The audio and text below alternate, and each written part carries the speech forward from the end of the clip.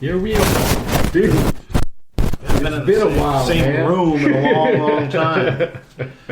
I'm still flipping formats and trying to figure out what the hell's wrong with the RSS feed and all of that fun stuff, because you can only go back a certain amount, and I don't know why, but we'll figure it all out. But Here we are at Scarydad.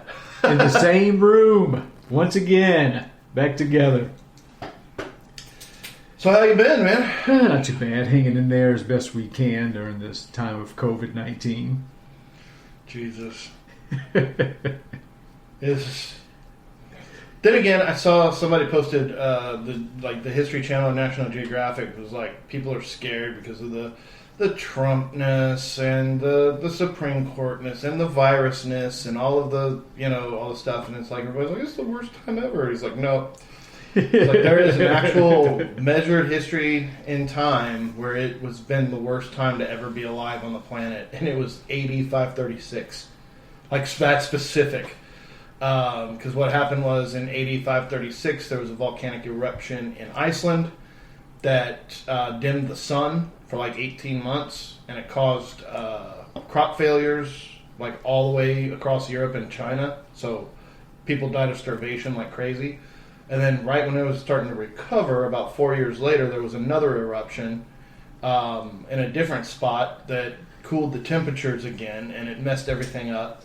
So for about the decade between 536 and 636, or 536 and 546, sorry, there was rampant disease, war, famine, like all of the stuff, and they did not have Netflix or Amazon. Right. Well, all these people, you don't even have to go back that far. All these people that are like, it's like slavery. I'm like, no, it's not. You didn't even ask to stay home in your house or whatever? Yeah, it's not. Having to wear a mask isn't like being a slave, I promise. The funny thing about the mask, you hear about the lady that got tased? Yeah. She was like at a football game, they're like, put on a mask. Like, the players don't have masks. The cop arresting her doesn't have a mask on. Well, his mask fell off. To be fair, his mask fell off because she was resisting. But dude, like... Yeah, it's just, everything is just insane. But honestly, I'll be me and both my kids both, I kind of like the mask thing. I like wearing the mask in the store. Nobody stops to talk to me. It's like, it's a certain amount of anonymity now where I can just go in and get out. It's nice. I think if they want to continue this, they just need to issue Cobra Commander helmets, or like the Cobra Trooper helmets. So you walk around with a blue helmet and a black mask. Because yeah, at first I was like, the masks are pretty cool. It gives you that little bit of anonymity. But I got the beard and the glasses. So like basically I'm constantly itchy and blind. There's just no way around it. And well, my only thing is when it's people that actually want them to recognize me, they don't know who the hell I am. Yeah. And I forget that I have a mask on and I'm waving, wondering why they're not waving back, or they're looking at me like I have a foot growing out of my forehead. Or you're poking fun at a kid or something, and they can't tell that you're smiling. Yeah, like I was doing the other day. I was trying to make a little girl laugh, and I realized it just looked like some freak making eyes at that poor little child. But yeah, it just. I'm just ready for everything to be over with. I'm ready for the election to be over with. I'm ready for everything to be over with. Because, as we've talked before, social media makes people so emotionally invested in shit that they become just unbearable. I have so many friends now and people that are just, they're unbearable to deal with. It's like, come on, just get off of it just for a day. Dude, the social media, like, I have to because of the author stuff and, right. But I swear, either I've just blocked or unfollowed enough people over the last couple of years to where I just don't have any visibility to anything anymore. But when I go to Facebook, it's nothing but ads anyway. So, like, I pop in to make the posts for the podcast or post for the book or whatever, or, like, hop into a discussion group and say hi. But, it's like, here's something interesting. So... at the beginning of this whole pandemic stuff, there was all these people that are like, oh, you could use this time to spend time with your children. You could use it to learn a new skill. You could use it to learn a new language or whatever. And I took that to heart because like one of my biggest problems with employment, having a job and having a homestead and having children, it's like I never got time for you never had time for everything else, right? And I got 2 podcasts and I write books. I've got a lot of hobbies, so I'm not complaining. But you always have those moments of like, man, if I just had time, to do stuff, right? And so then the universe spins around and is like, here is all of the time you can possibly handle. And everybody uses that time to bitch about Trump on the internet.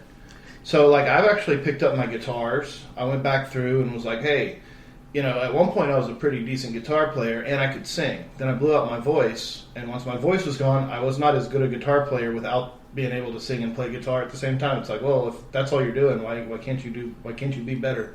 Your energy's not focused. So I went back and I'm starting to pick up all the theory that I left behind years ago that I was just like, I'm just a whatever. So I'm learning scales, I'm learning, like movable modes, I'm learning all kinds of cool techniques for speed, teaching my kid how to play the ukulele, I'm actually doing things. Mm-hmm. But you have to turn off the damn internet for a while in order to, or use it for good. Like, go to YouTube and skip all of the CNN crap and look up the guitar teacher who's teaching you how to do stuff, Don't fall into the rabbit hole of conspiracy theories and political BS. Just skip through all that. And just know that it's insane. Just know that you couldn't change it anyway. It's I keep trying to explain this to my kids. I'm like, look, this is the worst it's ever been, honestly, in my opinion, as far as political discourse before a presidential election. But you hear the same shit every time, okay, just to different degrees. Mm-hmm. I explained this to my son years ago. The only thing that ever changes is the date. Doesn't matter who's in office. That's all that changes is the date. They're all the same. Yep. Just relax with it. I mean, there's nothing that we can do. The people on your side are going to try to get you to think everything's going to be doom and gloom if the other side wins. It's been the same way for the longest time. Mm-hmm. And like I said, the date changes and that's it. Yep. Everything else is the same shit. That's exactly how I feel about it. Again, there's the 2 most liberating things you can do. Is turn off the damn TV and stop paying attention to politics. Yeah.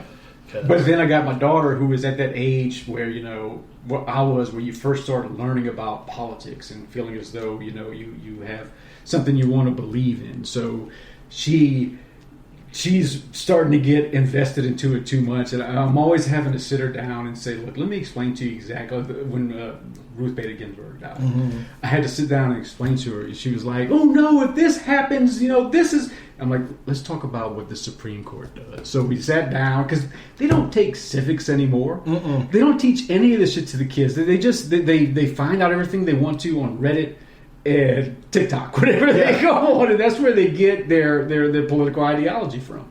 So I had to sit there. I've been with both my kids, just sitting there trying to explain all this stuff to them. And it's been fun. I'm able to kind of open their eyes a little bit. But my daughter wants to, and I keep telling her, I said, look, what you got to realize is getting mad at somebody and yelling at them to try to understand where you're coming from, it's not going to make them change their minds. It's just going to make them angry.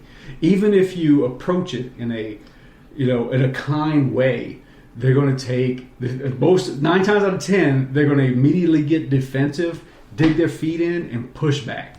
Dude, and you know what? That doesn't happen just with politics. Like my wife and I got in a fight the other night. You know over what we got in a fight about? Tomatoes and gumbo. Agreeing. We agreed. We thought we were fighting because it was weird because we were some friends of ours went and did a thing this weekend. They went camping, right? So and so's got a camper, and then you can rent the cabin, and it costs this much per night for this many people, and blah yada yada.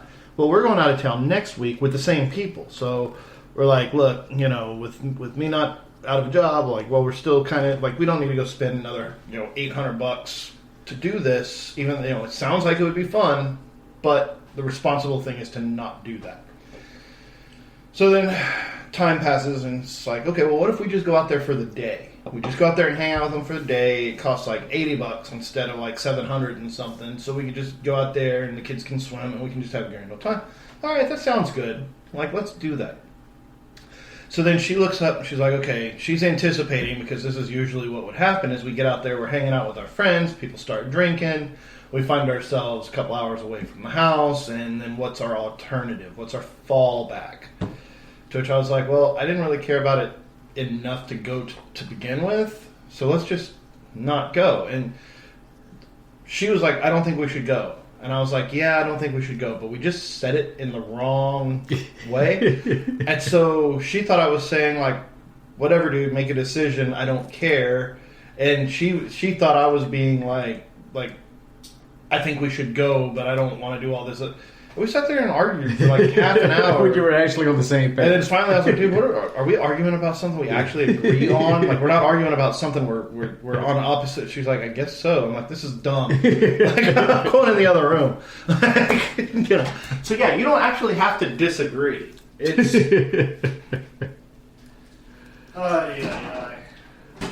All right, well, let's go ahead and get everything started. We're going to be skipping old business today just because it's kind of a last-minute thing. We realized we could get together today in person and decided to go ahead and record a podcast. So, Mr. Gomez, if you would lead us into the new business. New business is new business, and this is new business. Right. I know you didn't grow up quite the wrestling fan that I did, but I was just, a ridiculous wrestling fan back in the day.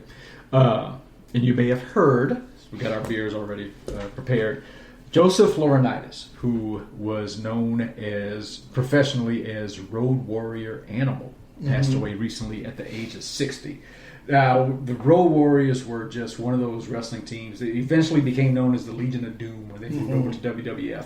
But they were one of those larger-than-life characters that kayfabe, which is the idea of wrestling, the wrestling character becoming part of your actual life and everything, playing the role and stuff. They did it beautifully, man. I remember them being on the backs of comic books. Yeah, they were everywhere, man. They were well known. I mean, they came out with football pads with giant spikes coming out of it. They came from that time period where you had Ultimate Warrior, you had when Sting first came out, when all these wrestlers. And Vince McMahon kind of took this to the next level, but originally in the WCCW, NWA, they started realizing, let's get basically they wanted to get guys that look like He-Man figures, like I mentioned a while ago. So they found all these just huge guys. Now, half of them couldn't wrestle for shit. Ultimate Warrior, I'm looking at you right now. But a lot of them, like the Road Warriors, they actually had skills. That they could do the work. As they put it, they knew how to take a bump. They knew how to give a bump. They were exceptional. And just take a drink for Road Warrior. And, of course, Road Warrior Hawk passed away, I think it was 6 years ago. So now they're together once again. So. 60 years old, man. It's so young. Vince McMahon was pumping everybody full of steroids when they were in the WWF, dude. These guys just have very, very low life expectancies for the most part, especially the ones that were just the giants in the business, You got people like Jake the Snake Roberts that didn't really give a shit about his physique and everything. He's been smoking crack for the past 20 years, but he's still kicking it. He's still actually wrestling on the circuit and everything. So I used to joke back when I smoked all the time. It's like, man, you don't ever get sick. I'm like, nah, man, the freaking tar catches all the germs. All right, just a little bit of horror movie news. It's been reported that the Candyman sequel, of course, is going to be delayed for release until 2021. No new date selected as of yet. It was originally supposed to hit theaters this past June, then it was moved further back into 2020, and now it seems the plan is going to be 2021. So they'll be announcing a date. It seems as though, from what people are saying right now, the main reason Jordan Peele, because right now actually is a good time to release a movie when there's not a lot. Look what's happening with Tenet. Tenet is like set a record for Labor Day weekend and shit. But it's also the only movie that's up. It's exactly. So now is a good time to release a new movie because people want to go see something. Even though you have limited capacity at theaters, everybody in that theater is going to be watching your movie because it's the only one that's new. My sister saw Tenet, by the way. My daughter, she said she loved it. She thought it was a fabulous movie. Awesome. Jordan Peele kind of came out and gave the reason for the delay is actually he doesn't want to encourage people going to theaters right now. He's one of those people that's taking the coronavirus very seriously. He doesn't want to be one of the ones that's making people, do things that he doesn't feel as though they should be doing, which is interesting because, he could be making a killing right now, at least in the movie now, but he doesn't need any more money anyway. He's got plenty, I'm sure. All right. Let's get on to some just weird, wacky world. We're going to talk about Donor 9623. Okay, you maybe wonder who Donor 9623. To many mothers, approximately 36, I believe. All they knew of Donor 9623, they didn't know a name, but they knew that he had an IQ of 160, spoke 4 languages, and was pursuing a doctorate in neuroscience engineering, and that he looked like Tom Cruise. At least that's what the bio at the sperm bank told them about Donor 9623. Come to find out, he never even finished college. In 2014, the sperm bank accidentally revealed this guy's name to the donors. His name was Chris Agilis. And come to find out, he'd been donating sperm for over 14 years. Had been used for 36 children, and they started Googling this guy. And found comments he made online about hearing voices. They later found out he had been hospitalized for mental illness, had been on disability, was suicidal at one point, and pled guilty for burglary. All before and during the time he was donating sperm. So the sperm bank is facing 36 lawsuits right now. And I'm like, I understand why they're angry at this point, but you got a child that I hope you love out of it. Right. Like you loved him on a Tuesday, and then you got an email, and you're like... that just... You just found out that your fine collectibles are reproductive. You're just like, get outside and mow the lawn. Put the book down, go outside. Okay, recently, have you seen the videos floating around on Twitter right now where, you remember Spot, that robot dog from Boston Dynamics? Yep. Somebody released it into a neighborhood. There's all these Twitter videos right now, people freaking out because all of a sudden they're walking down the street and nobody's around. This robot dog comes up to them, backs up, starts acting like the AI robot dog it is and just taking back off down the street. So people were like freaking out. There were people saying that hollering to shoot it. There are people thinking that robots are taking over. But if you get a chance, go ahead and look for some of these videos that were put out. It was released in some neighborhood in Canada. Was it like a test or something? Or? Nobody knows. They just have all this footage floating around of the damn robot dog flying around. Couple nerds got drunk and decided they're going to go out and... Now, apparently the four-legged model has been available to the public since June for the price of $74,500 to buy just one. Meaning that it may have actually belonged to a private citizen who was just messing with people. But yeah, so check out some of the videos, man. Did you ever see that Black Mirror episode with the dogs? Well, that people started bringing up the Black Mirror stuff because it looks just like it, except it's yellow. It's like I lost touch with Black Mirror because we had a period where our Amazon wasn't working right on our TV. But I need to go back and watch it because that couple episodes of Black Mirror stick in my head the same way as some like Tales of the Dark Side and Creepshow did. But dude, that episode of Black Mirror is probably one of the scariest little anthology clips. I mean, it fits in there with all the old stuff from back in the day, like the one with the robot dogs. That was disturbing, and I mean, it sticks with you because they won't go away. Okay. When I was growing up, one of the things that we'd get threatened with when I was young is everybody knew that the insane asylum in Louisiana was located in a small town called Pineville, Louisiana. Just a little small country-ass town. And that's what Pineville was famous for. My mom would tell me when I was acting bad, I'm going to take your ass to Pineville and get a bag of rice and a bag of dry beans. Because back in the day, they used to say when you brought somebody to Pineville, they would give you some food. And they'd give you a bag of rice and beans. So that was the running joke when I was growing up. So just you can picture what this town is like. It's just a little hole-in-the-wall town that's famous for an insane asylum. Okay. A police officer from Pineville, Louisiana, where is his name? John Michael Goulart. He was quoted by a television station as saying, "There were shots fired at me. The officer didn't return fire on anybody. He was exiting the patrol vehicle at the shopping center whenever he was ambushed by an unknown person at this time, and 2 shots were fired, one striking him and the other hit the vehicle." Okay, so he was going around saying he was ambushed, all this other shit. Come to find out, the department announced that an investigation had led to the determination that the officer had actually shot himself. Concealed it and altered the facts. He was getting out of his car, and apparently somehow his gun went off twice. Oh, wow. His gun went off once, shot himself, and then he shot into the car to try to make it look as though somebody had shot him. Yeah, so I thought that was hilarious. This little shitty-ass town in Rapides Parish in Louisiana. This isn't the first time it's happened. It's happened to other jurisdictions, mainly in Florida, that we've seen cops shoot themselves and then try to blame it on unknown. Hey, have you ever seen that video of that cop shooting himself in the training class? Yes. Shot himself in the foot. It's a big old black dude, and he's like, talking about safety. That's one of the early viral videos. Yeah, he popped himself in the foot, and he's all limping around, and then they hand him a AR, and all of the cops in the class were like, "Whoa!" They're all ducking out. My favorite one is the one that FBI agent that's in a club in Colorado or somewhere, and he's dancing, and he decides to do a backflip, and when he does, his gun falls out of his pocket, hits the ground, and goes off. I don't know if you ever saw that dude, but that was an idiot. Okay. Researchers at MIT have been testing a fascinating new technique called targeted dream incubation. Have you read about this? I have not. Okay.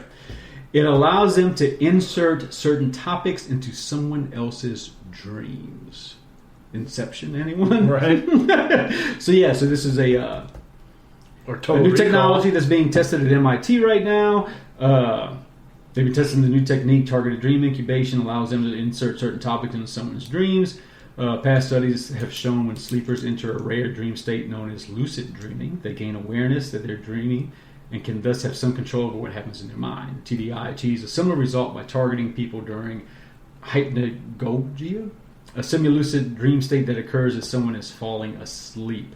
At this moment, scientists introduced targeted information to the subjects of a study. The results were published in August. A study involved 25 participants taking daytime naps. Before going to bed, they would record audio prompts in the nap, such as remember to think of a tree and remember to observe your thoughts. They wore hand-mounted Dormio sleep trackers to monitor their heart rate and detect when they were in that certain stage of sleep that I can't pronounce, at which point they were most open to influence from outside audio cues. The tracker would then coordinate with the app to wake the participants up with their own pre-recorded vocal prompts, repeated several times, until they finally were able to prompt what was going on in their dreams. The researchers found that 67% of participants mentioned dreaming about trees following the prompt. So this is very interesting. This can...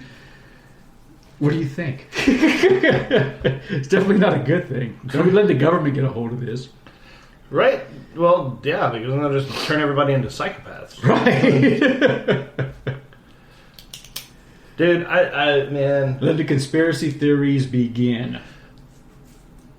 See, the thing is, it's not necessarily a theory whenever you know that they're going to do some nasty crap with that. Yeah.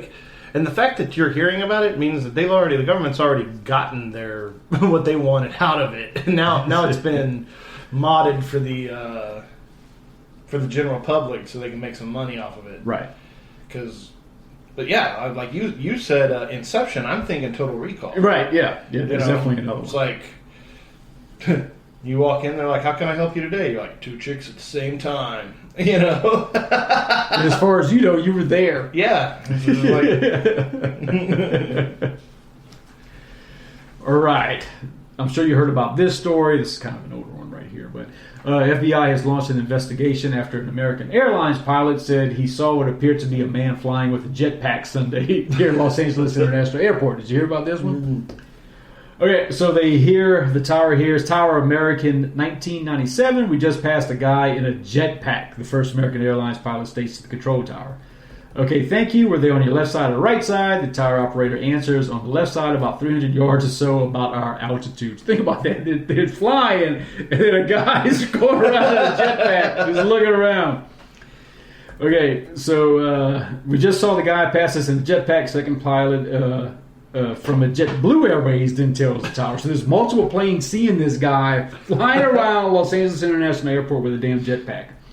And then in the recording, the air traffic controller can be heard saying, "Only in Los Angeles." So the FBI is currently investigating. They sent agents over to LAX to try to figure out what was going on, who it may have been. The Federal Aviation Administration confirmed receiving the report that 2 separate airline flight crews reported seeing what appeared to be someone in a jetpack as they were making their final approach to LAX around 6:35. Now, if I had a jetpack, I wouldn't be flying it around a busy air traffic area like fucking LAX, dude. I would be testing it out somewhere where I wouldn't have to worry about getting hit by a damn 747. Right. Have you seen you've seen the videos of, it was, what's his name from Mythbusters, and he built the Iron Man armor, and then he installed the jetpack that the guy was using. So, and that was a couple of years ago. So I'm sure that jetpack technology is coming up. But like one of those things we always talk about whenever we talk about like UFOs and stuff. It's like, it's military aircraft or this or that or the other thing. I would be excited about the jetpack. That's pretty rad. That's like Rocketeer. Right. That's all your cool stuff from G.I. Joe. We've already dreamt about it. We've always, just imagined being able to achieve that one day. We were supposed to, the Jetsons, we were supposed to be able to be doing that right now. Exactly. The only problem with jetpacks, and the reason they're not going to work the way we want them to work, is because they just blast your legs off. Yeah. you still have to have some sort of apparatus to hold your legs up so that you don't. All right, I shall end the new business with a Greenlee. This isn't a very good Greenlee. Greenlee's slipping right now. I don't know what's going on with him. It's the Corona, dude. There's not as much people aren't out doing crazy stuff. Dude, he's in Florida, bro. True. Okay. So this week's off the beat headline is: naked lady swipes intimate item in naughty adventure in Fort Pierce. Okay. An alleged naked woman accused of swiping a sex toy and using it in a store got locked up, according to an affidavit. Fort Pierce police went to an undisclosed address for a disturbance. Emergency dispatchers reported a woman sporting a purple shirt but no pants was in the store. An employee said the woman removed a sex toy from the packaging and was fully nude. It's short but sweet, his Greenlee moment. The alleged naked lady is not to be confused with the Bare Naked Ladies, a Canadian band perhaps best known for the 1998 song One Week. That's it.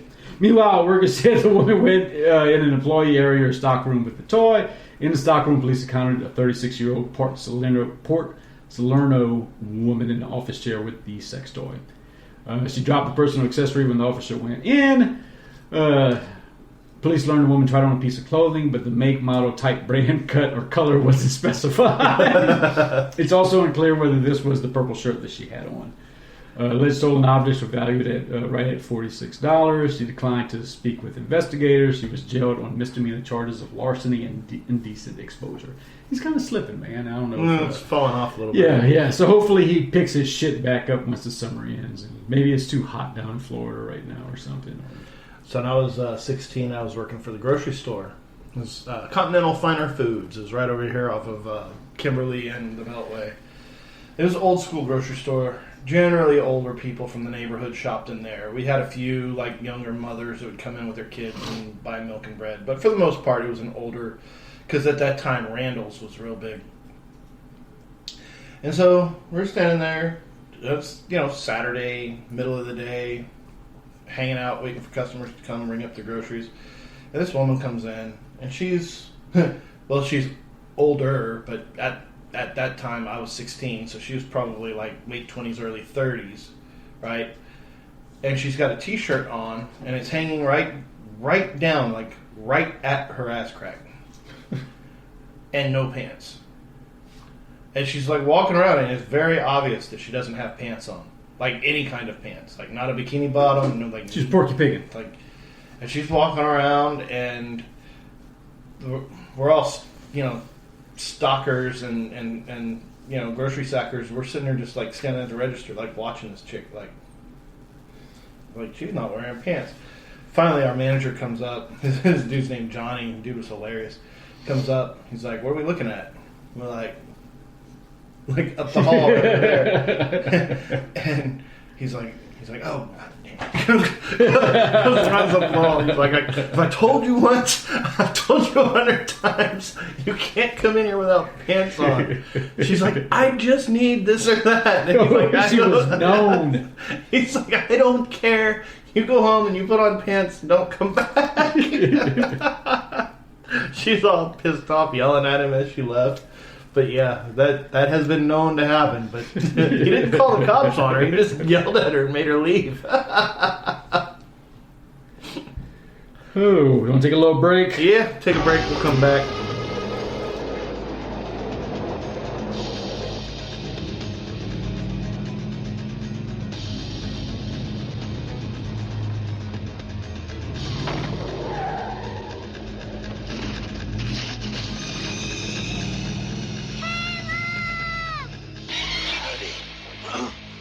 Separate your head from your shoulders. Do it fast. All right. Good times roll. Woo! No! You might as well just kill me then, too. Caleb Colton no longer belongs to our world. We'll give him a week, see if we can call him one of us. He belongs to hers. But you have to learn to kill. He belongs to theirs. I don't want to kill. He makes you kill tonight. And they all belong to the night. It's $3 short for a bus ticket home. You help me out? What are you on? Believe me, I told you. Just don't think of it as killing. Amen. Don't think at all. It's just something that you do night after night. It's only ever a question of how. You nervous? I would be too if I were you. Near dark. Could be your boys falling in with the trouble. Check out time.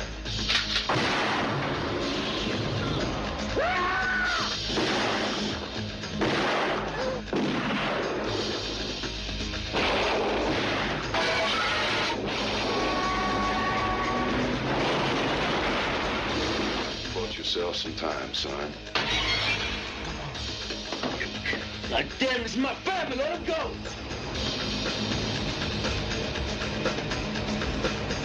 Near dark. Pray for daylight. The night has its price.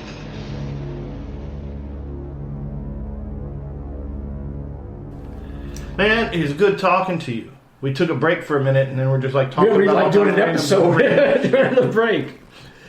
Oh, man. Okay, so it was a quick put together episode, but one thing I wanted to talk about today, and this is going to delve somewhat into pop culture also, because this guy is not just known for horror, even though he has been involved in some tremendous horror movies. But, you know, we talk about directors all the time, we talk about actors all the time, we talk about writers all the time. We don't talk about some of the unsung heroes, I guess you could say. And, you know, you have to have some brilliant writer comes up, you know, with just an amazing movie that they want to see on the big screen. The problem is they got to find a way to distribute it and pay for it and actually get it done. And that's where the producers walk in.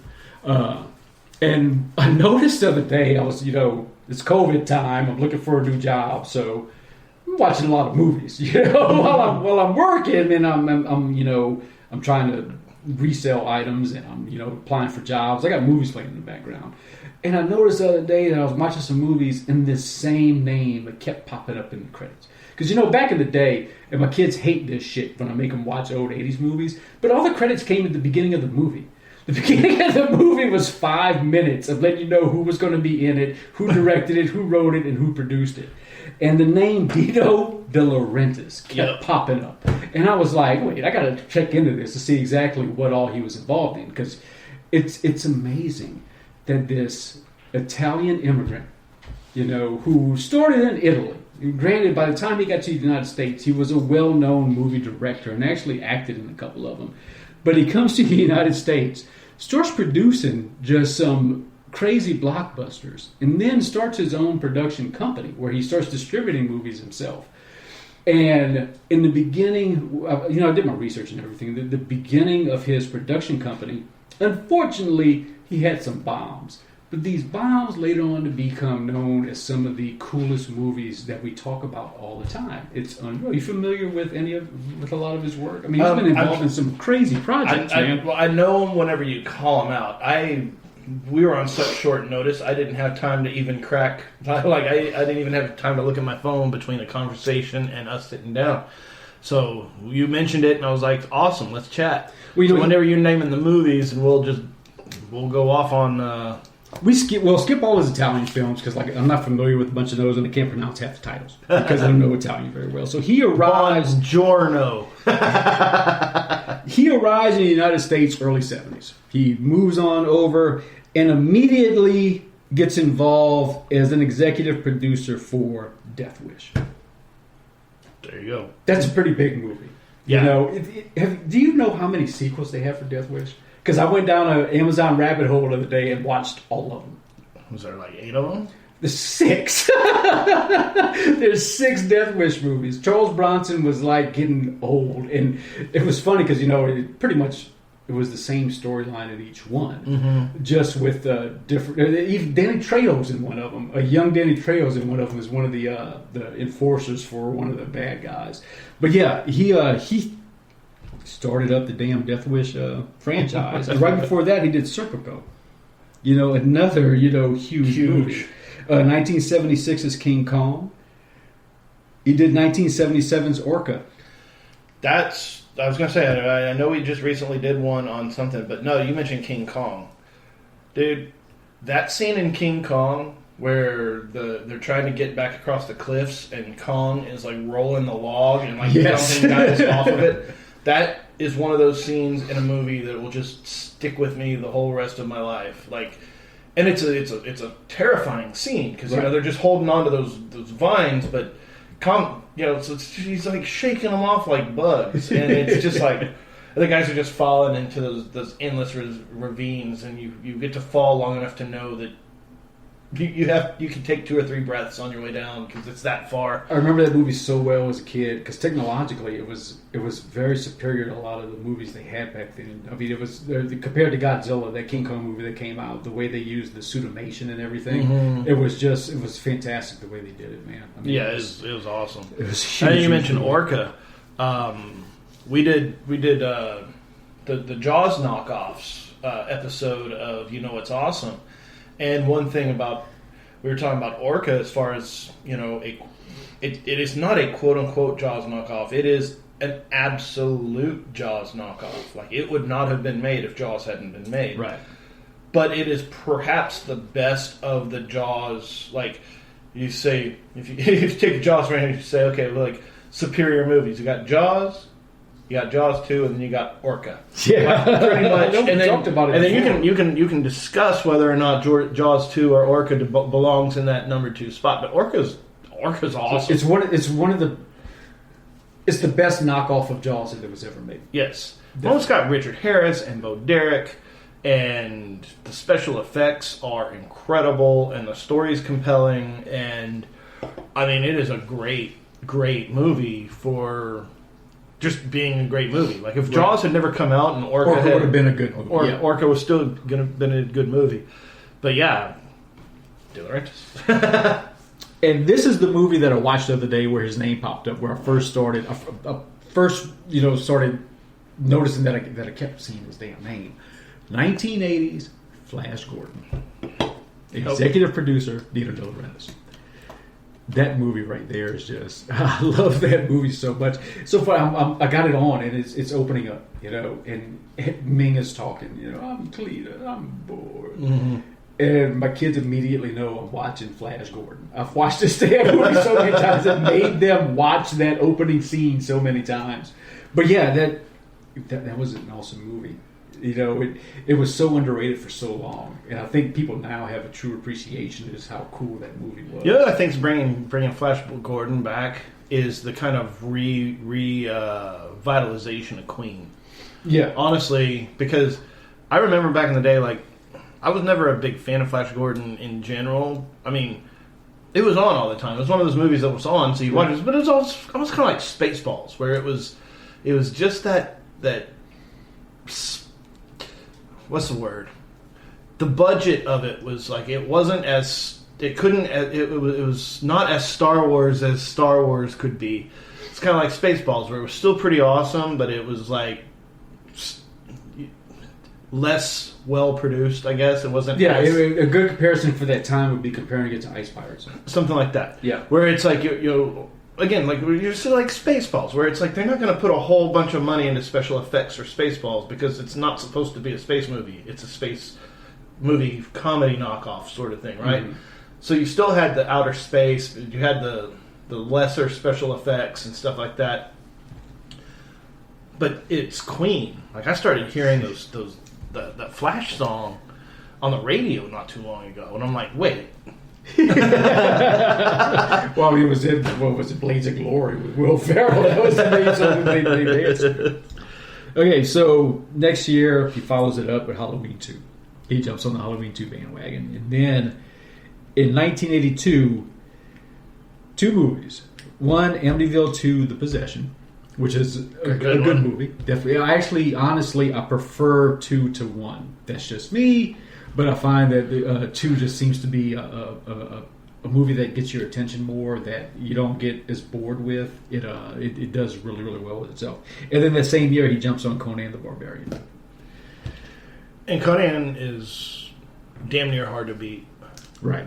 I mean, they did a remake of Conan, and the world didn't even blink at it. Like a couple of years ago, they did a Conan remake with listen, Jason Momoa. Yeah, Conan. you don't remake stuff like that. But Jason Momoa is like one of the biggest stars in the world, and they put him on Conan, and the world just ignored it. And I mean, the Arnold Schwarzenegger, the De Laurentiss Conan it's a perfect movie. It really, really is. And if you think about all the stuff that came from that Conan movie, we can pretty much He-Man came out of that. Like, a lot of the He-Man art is repainted Conan panels that they were just bootlegging from back in the day. Like, Mattel was freaking bootlegging, Conan comics and stuff. Arnold Schwarzenegger's pretty much his entire career came off of Conan. Just the Beastmaster, all of those sorts of, like, barbarian style, muscular dude in the woods kicking ass. Conan is the base of it all. What's interesting is I read the other day when I was doing my research on Dino De Laurentiss, Arnold Schwarzenegger wanted to be considered for Flash Gordon, and told him, he says, "Dude, I can't have somebody with that accent being Flash Gordon. It is just not going to work." But luckily, they ended up working together for Conan the Barbarian. So the next year, 1983. Okay, you're going to love this one. Amityville 3D. Okay, so the third installment. Which has one of the best movie covers ever. That big old, the 3-legged demon popping out the front. Yes. Halloween 3, Season of the Witch, which is one of our favorites. Okay, with the program. And the third movie started a relationship that would go on for a long time, but he was executive producer for Dead Zone. Oh, nice. Yes. So that was in 1983. The next year, I guess things were going good with the movies he had done. He pops up with Firestarter and Conan the Destroyer and Dune. This guy's been involved with so many phenomenal projects. I mean, an Italian immigrant that was a filmmaker from Italy. He did a couple of spaghetti westerns and that kind of stuff. Comes to the United States and just starts getting involved with so many awesome projects. Is it bad that the more you mention the movies that he did, I'm thinking about how big his pool is? Like, I mean, dude. Okay, so 1985 rolls around. The relationship he had with Stephen King comes into play, where he produces Silver Bullet, he produces Cat's Eye. Okay, he produces Year of the Dragon, Red Sonja, and he starts his own production company, production, distribution, everything. And one of the first movies he did with that was Maximum Overdrive. Again, I don't care out there in listening La La Land how much technical brouhaha you want to throw at Maximum Overdrive. One of the earliest things that Scott and I did was a remote podcast at a Stephen King double feature. I tell people this all the time. And we asked probably 36 people what their favorite Stephen King adaptation was, and every single one of them said Maximum Overdrive. That was against films such as The Green Mile, Shawshank Redemption, like It. They had all of these things they could have called out, and everybody's like, "Oh, my favorite Stephen King? Oh yeah, that would definitely be Maximum Overdrive." So, yeah, is it fine cinema? No. Is it precisely what it needed to be? Yes. Yep. It's such a fun movie. It's so fun. I watched it with the kids the other day so they could just really get an appreciation for it. And just, we made you! Okay, so 1986 rolls around. It's his first full year with this production company. And unfortunately, this is where things got kind of bad. They actually filed for bankruptcy at one point because he was backing all these movies, like Maximum Overdrive, that initially were huge failures. I mean, they didn't do well at the box office. So 1986, he comes through Raw Deal, which was a Schwarzenegger movie that didn't do. It's not exactly the most. Even today, it's not considered one of the better movies at all. The original Trick or Treat, King Kong Lives, and he got involved with cartoon movies. Where in 1986 he produced My Little Pony the movie and one that a lot of nerds love, the Transformers movie from 1986. Which, I don't care about sequels or remakes ruining your childhood. The Transformers movie. He wasn't supposed to die, dude. Killed everybody in the first couple of minutes. Okay, so 1987 comes around. Hiding Out, which I actually like. Remember Hiding Out with John Cryer? I actually enjoy that movie. I got it on VHS. I watch it every once in a while. But he went ahead and did Hiding Out. And the biggest film from that year that he did, which I'm sure you'll appreciate, is Evil Dead 2. Back on top, baby. Yes. Okay,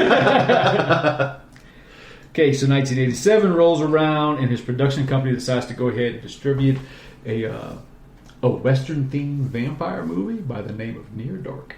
Dude, the guy's name is on everything, right? It's just, it's unreal the movies that he was involved with.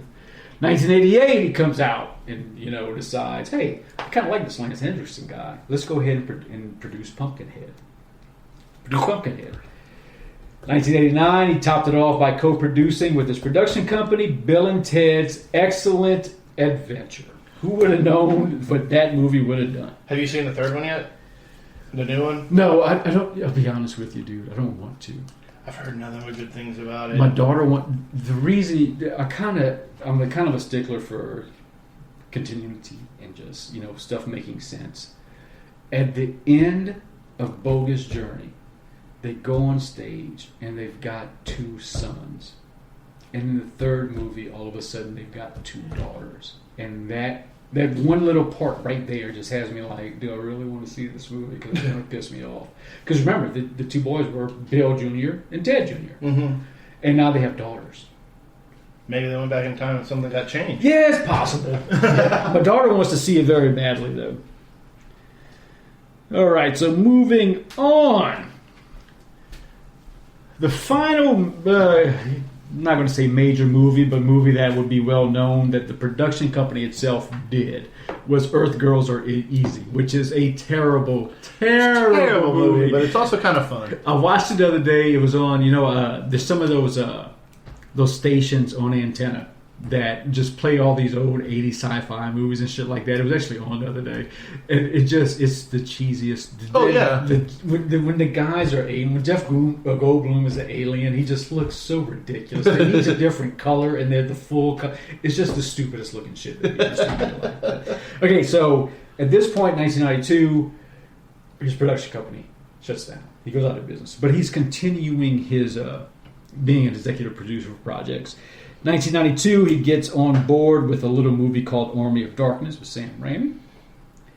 1995, the low-budget Rumpelstiltskin. I don't know if you remember that, but that was a horror movie about Rumpelstiltskin, which it was all right. It's a fun movie.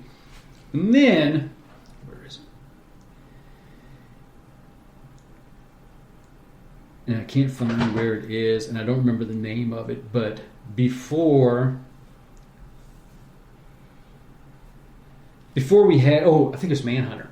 Manhunter was the prequel to Silence of the Lambs. Silence of the Lambs. He produced that. He was involved. It was with Red that Dragon, company. but Yeah, but the one in 1986 that came out back then was that. So then Silence of the Lambs came out in the early 90s, which he wasn't on board for, but he did go on to produce Hannibal and Red Dragon and Hannibal Rising also in 2007. So he got involved with the with that gangbang, and then unfortunately he passed away in 2010 at the ripe old age of 91 after contributing a whole lot to the world of cinema.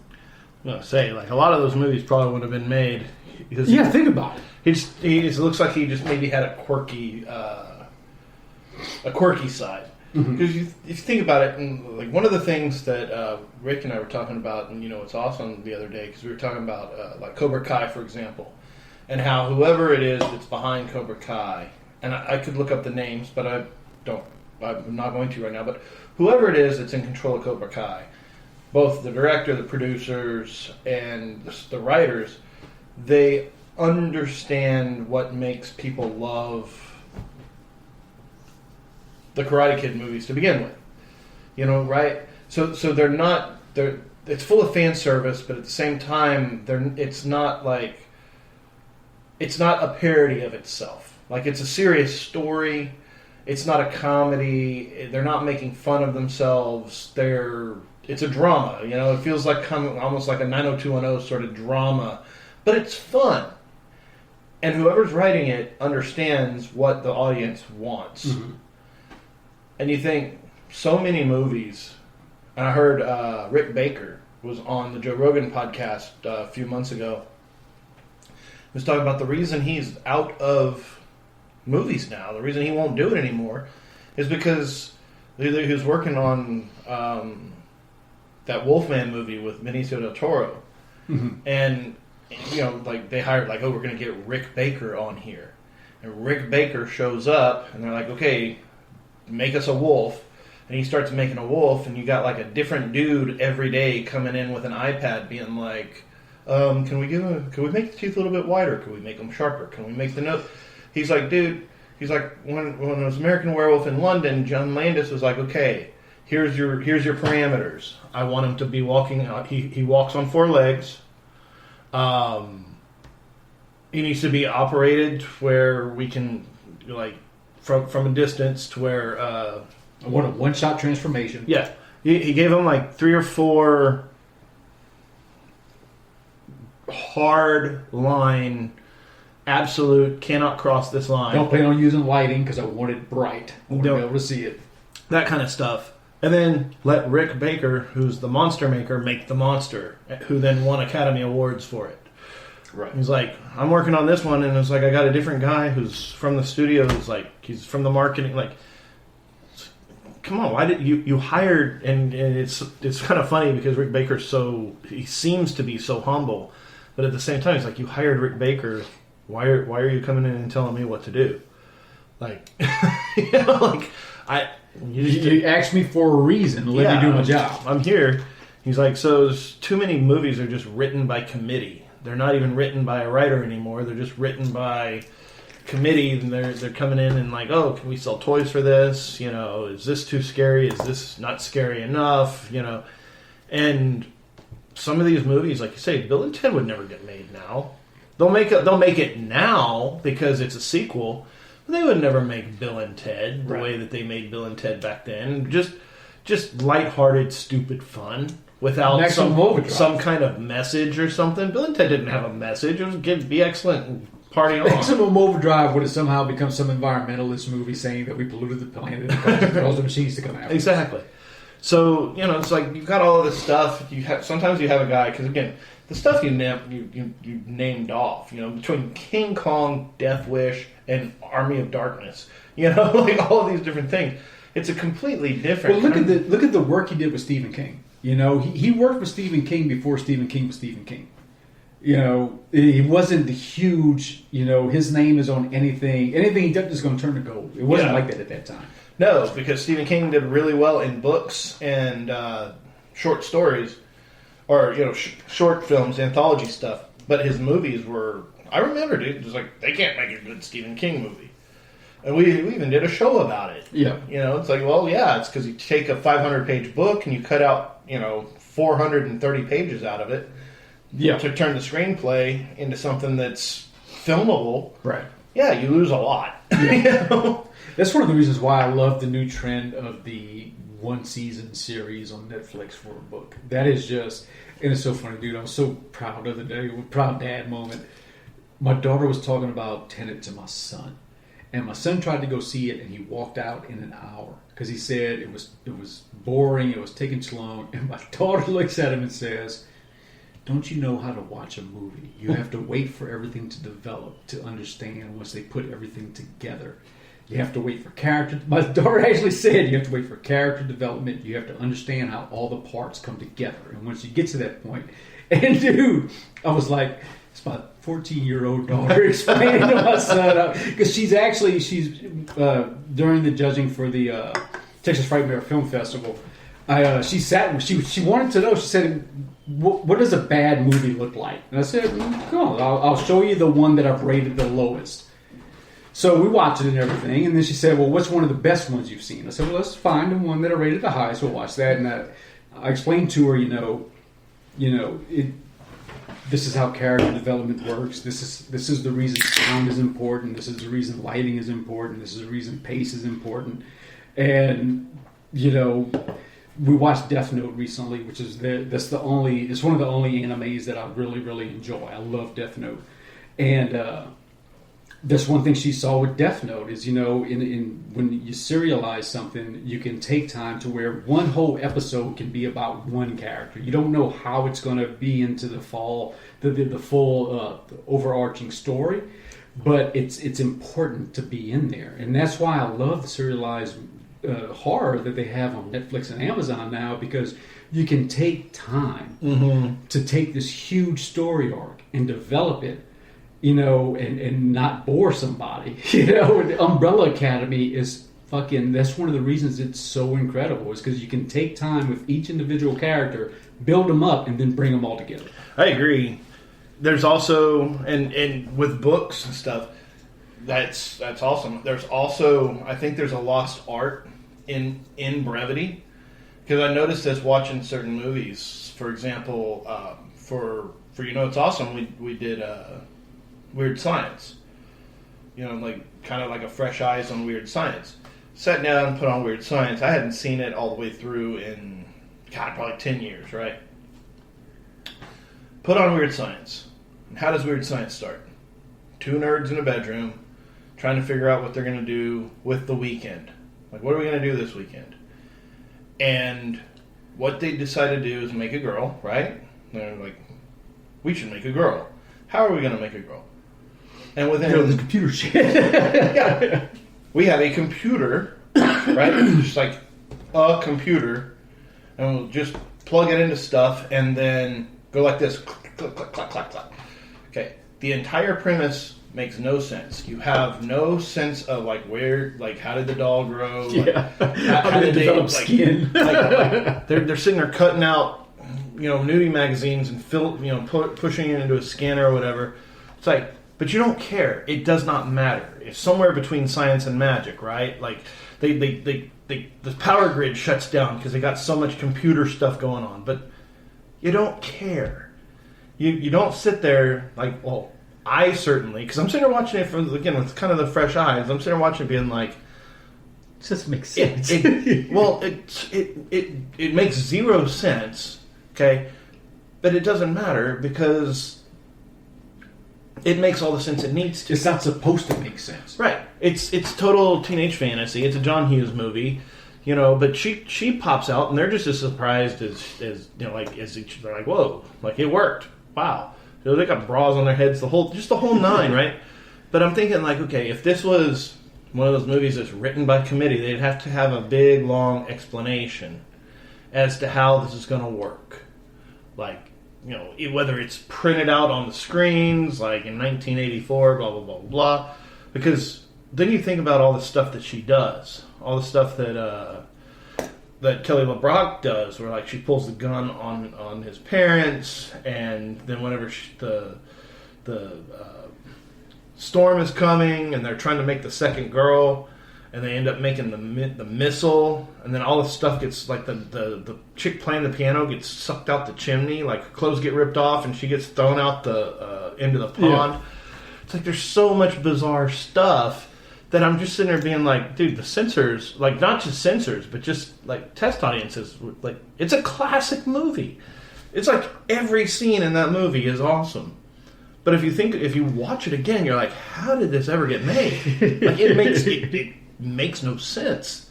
And that's the whole problem with it, is that it makes no sense. So you'd have like 8 different corporate drones being like, does not compute, does not compute, does not compute, you know, put some kind of environment. It would only get released as an independent film. Yeah. It would not be able to find a decent distributor.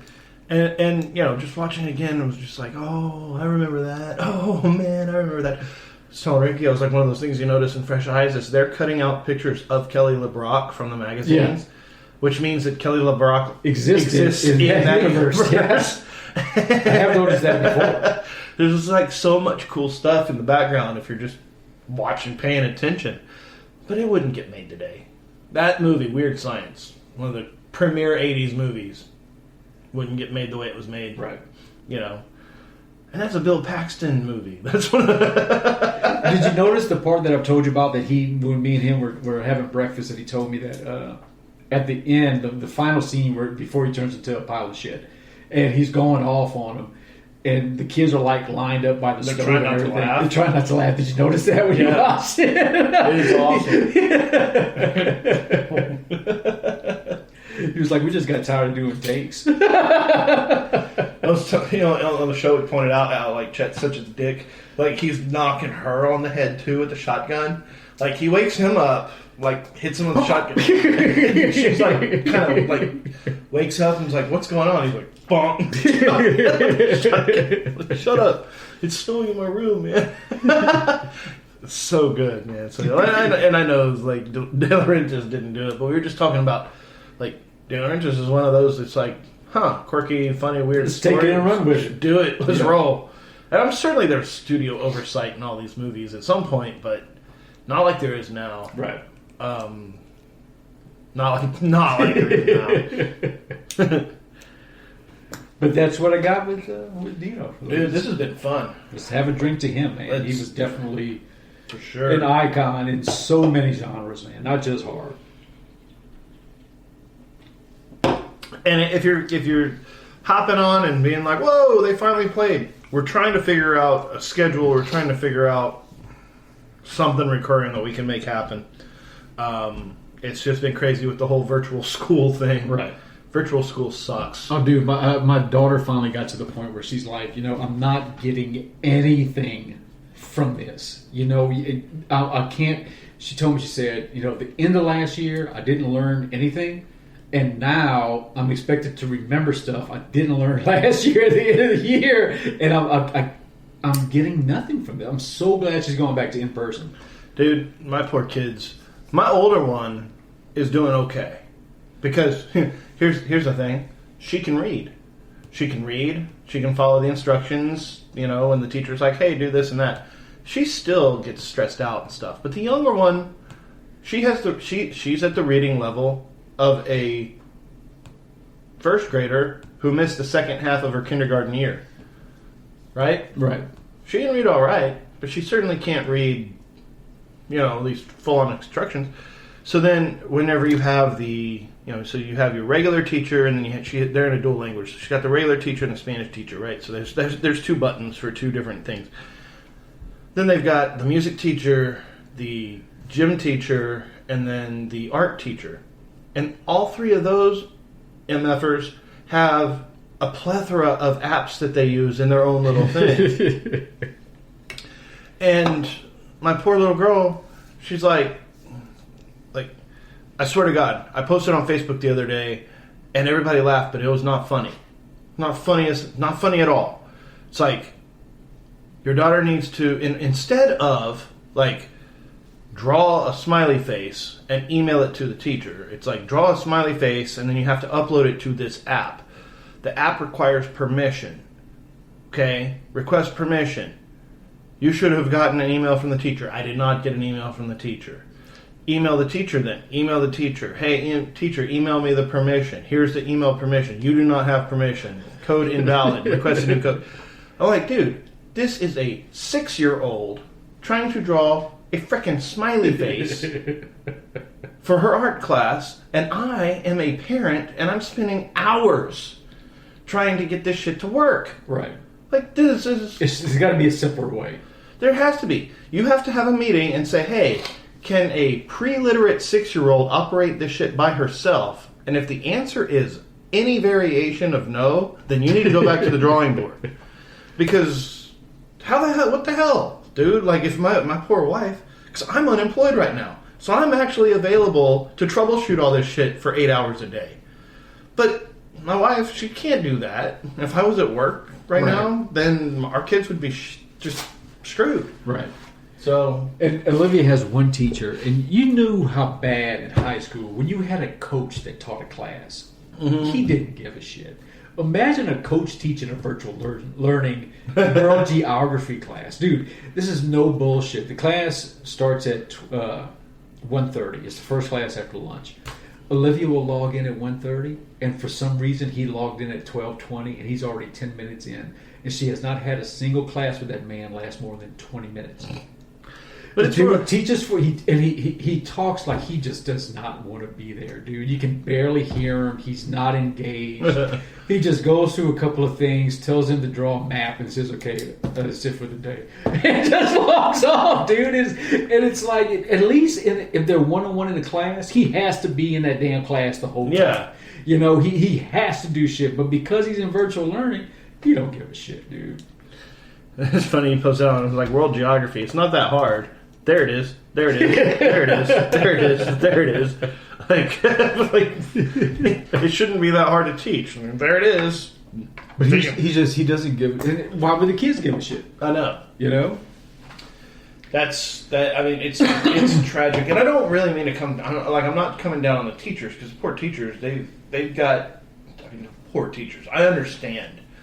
I mean, like, it sucks for them. There's only so much they can do. There's only so much they can do, but at the same time, that's one of those things where it's like, we have meetings. You know, like, not me, but, you know, the teachers. We have meetings. Like, oh, this is the best app for the job. I'm sort of like, dude, you know, how much easier this would be if you had you have your Zoom meetings, like you have your lectures live on camera.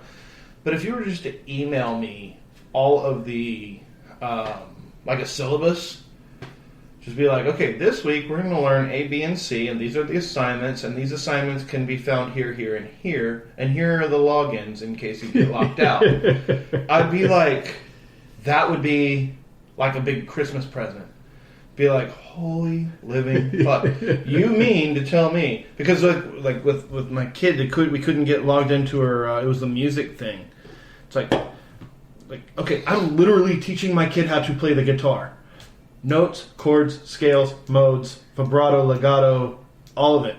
But I can't do that because I have to sit there with an iPad and figure out why I can't log in to listen to her teacher talk about a song. So I'm just like, okay, so my kid can't actually learn something because I don't have permission on the app, right? So I emailed, so it's like, remember like when the teacher forgot to pass out the homework? The next day she couldn't grade you on it because like, well, you didn't pass that out, so we didn't have to do it. Like, that's the way I'm teacher's probably like, she thinks my daughter's a brat, but she's like, the assignment is log into the app and do this shit. I sent 4 screenshots of permission denied, and I was like, Autumn gets an A. Because, well, this past week, they had virtual class Monday, Tuesday, then Wednesday through Friday. They were on their own. They had no virtual class. They had to go in every day, check the assignments, and go ahead and do whatever was posted. I'm like, what kind of shit is that? We're going to keep talking about this, but we're going to let y'all go. Yeah, we're sorry. Good. No, good? Okay, one more thing before we go. October 24th, it's last minute, but Houston Horror Film Festival will be having a pop-up market event at the Marriott Southside in Houston on I-45, going I-45 South.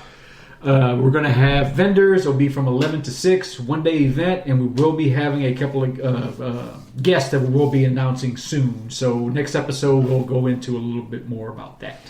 Awesome. When is this going to release? Monday. Or Tuesday, Wednesday. Okay. Make it Wednesday. Okay. See you next Wednesday. See you next Wednesday. Keep it scary.